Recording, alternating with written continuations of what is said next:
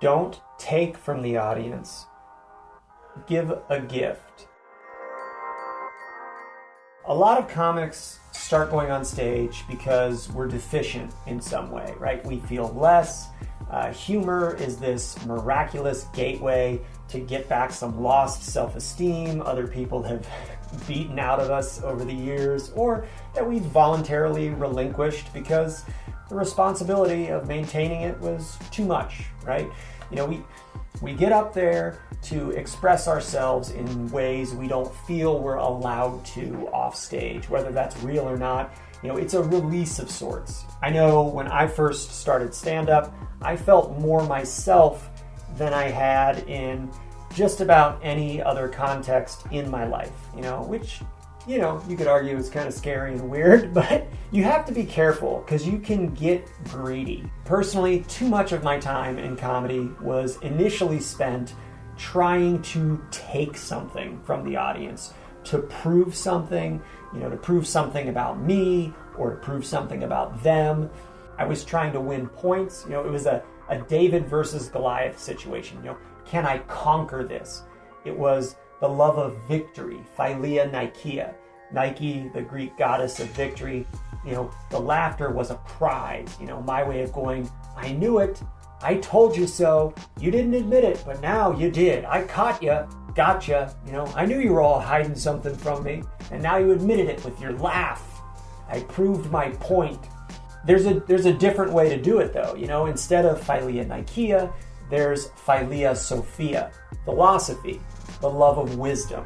It's completely different to seek wisdom than it is to seek victory. Those are different goals. Wisdom requires humility. It requires recognition of our inadequacies. Most comics are trying to run away from their inadequacies, to pump themselves up into something larger than life, hence the stage and the microphone, It's weird talking about having a relationship with an audience as an artist, but that is what it is, and you can handle that relationship selfishly or generously, or probably most often some combination of the two. Nobody's perfect. You have to be the band leader up there, but I'm not trying to beat the audience anymore. I'm also not just laying down and letting them get a laugh at my expense. I'm not a self-flagellating punching bag. That's how I was growing up off stage, as a form of deflection, like, oh, sure, you can hit me because, see, I can hit me too, so it doesn't hurt if we both hit me. Good idea. No, that's equally useless. It doesn't help you, it doesn't help them. Neither of us ever grows up. We just keep behaving like emotionally stunted children. It's not a good way to go through life. It is a struggle. It's a back and forth. You want to create mutual respect. It should be a struggle, making stand-up, making the art. No one should just lay down for the other person. And I'm talking about, comics and audiences. That's what I want to do with jokes. There's a good way to struggle and there's a bad way to struggle. I want to struggle the good way. That's what I want to do with jokes. I consider jokes to be gifts. They're insights into reality. They're a form of wisdom that surprises you in weird ways. Even when it's dark, really dark, to be a good joke, it has to ultimately be positive. Like, that's a definitional thing. You can go down into the underworld, but then you have to come back up. You have to come back up. You can pull them down, you can take the audience down, but then you have to surprise and shock them with some kind of a redeeming narrative. And that's all packed into a premise and a punchline. Done right, punchlines are gifts to the audience. They're not taking laughs from them. It's not about your ego. It's about making something with them, together, in concert with the audience. I want very badly to get into that mental state when I'm on stage, when I'm writing, where I don't have any expectations from the audience, where I can, just get up there and go, here's a little gift for you. I hope you like it. And if they don't like it, that's okay. It doesn't hurt my feelings horribly. It doesn't crash my self-esteem. I just go,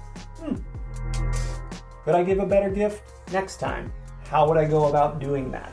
Unfortunately, myself included, at times, and still now, if I don't fight the urge properly, there's comedians who have an agenda. You can have a point of view without having an agenda.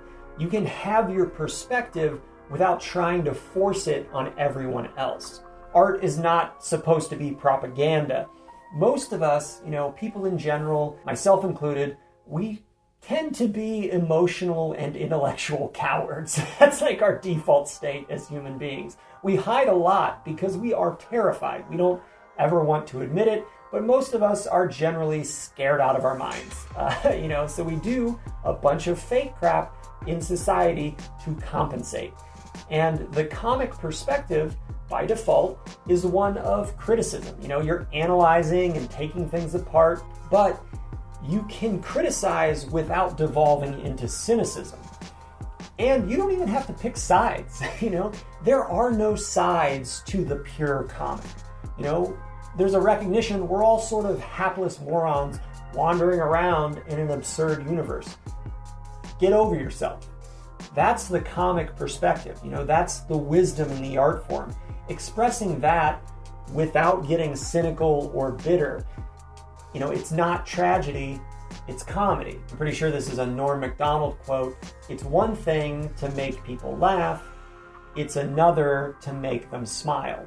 That sums it up pretty well. What kind of laughs are you going for? What feelings are you leaving people with once you're off stage? Are they full of hope and positivity and connection? If you're leaving them feeling cynical and broken, why? Why is that the creative choice? What are you trying to accomplish? What's the goal here? Who hurt you? What are you trying to express? Maybe see a therapist? I don't know. I'm partially talking to myself right now, but also other comics. There's a lot of evidence out there that generosity boosts the health and happiness of the giver, the generous person, in an enduring and sustainable way. It's good for you to give as it is to receive. So, think about that the next time you get upset with, the audience not bowing down to whatever brilliant take on, what happens to be trending in the news cycle you happen to be throwing out there, If you're going to tell jokes, just try to do so in a spirit of generosity. It's good for you.